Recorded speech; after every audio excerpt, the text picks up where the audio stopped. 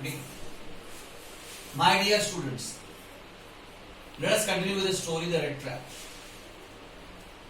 Yesterday we had discussed how the red trap peddler received a warm reception from the crofter. Now let us start after the story what we had discussed yesterday. Early in the morning, both of them got up.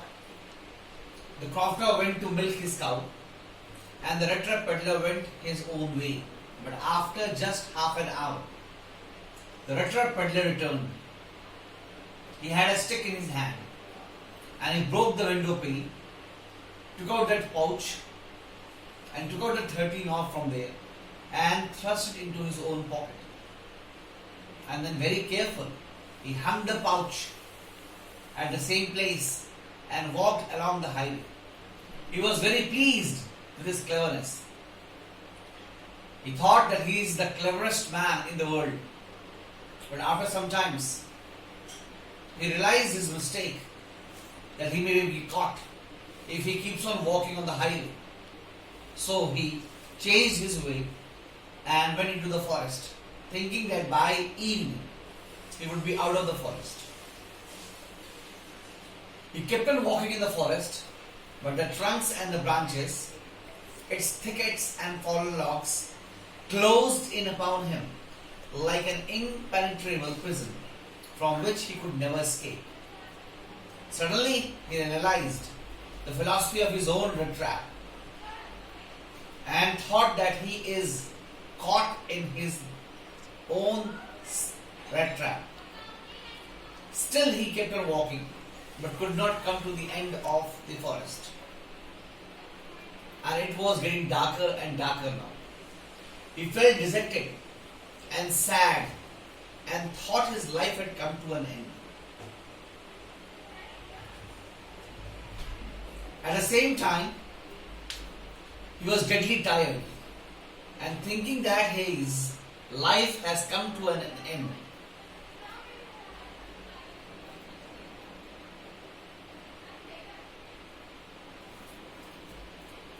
His life has come to an end. He laid his head on the ground and then suddenly he heard a thumping sound. He was very happy. He thought that they were the hammer strokes from an iron mill.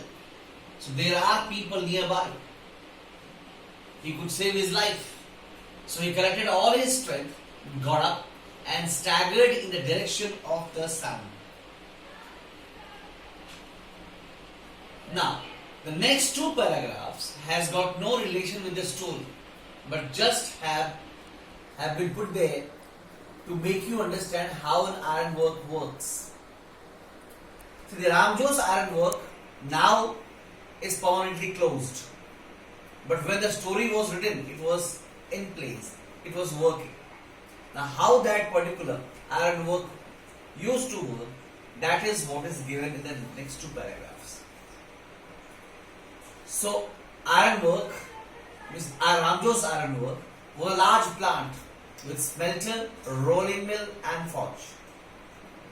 And in the summertime, long lines of barges and scows slid down the canal. Barges are the large boats and the scows are the small ones.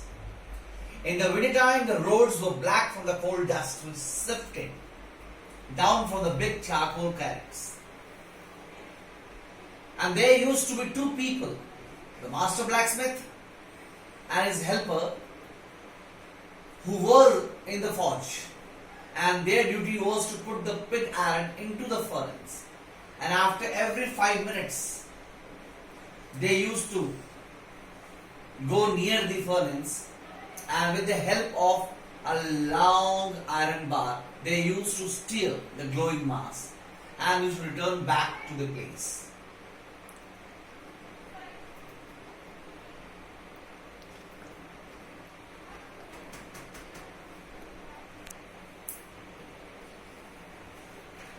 There were many sounds heard in the forge. The big bellows ground, burning coal cracked, the sounds of charcoal being shoveled into the mouth of the furnace with a great deal of clatter, roaring of the waterfall and whipping of the iron of the rain against brick-tilled roof. So there were many kind of sounds heard in the forge. So a question may be asked, because the sounds, words are called onomatopoeia. So these are onomatopoeias like grounding, clattering, roaring, whipping. These all are onomatopoeias. So question may be asked on the basis of that. So the blacksmith who was inside the forge did not notice that someone has opened the gate and entered the forge until he stood very close to him. He only realized that someone has come into the forge when he saw that somebody else was standing just near to him. And the man who was standing very near to him had long beard, looked dirty, ragged, and with a branch of red traps dangling on his chest. And he looked very dirty in his outlooks. So the blacksmith did not want to talk to him. But the red trap peddler had not come there to talk. He politely asked for the permission to stay in the forge because he was in need of heat and shelter. And the blacksmith arrogantly nodded without even saying a single word to him. Both of them did not speak, but the red trap peddler got what he wanted. That was to save himself from the rain, and along with that he also got heat inside the forge. Thank you very much.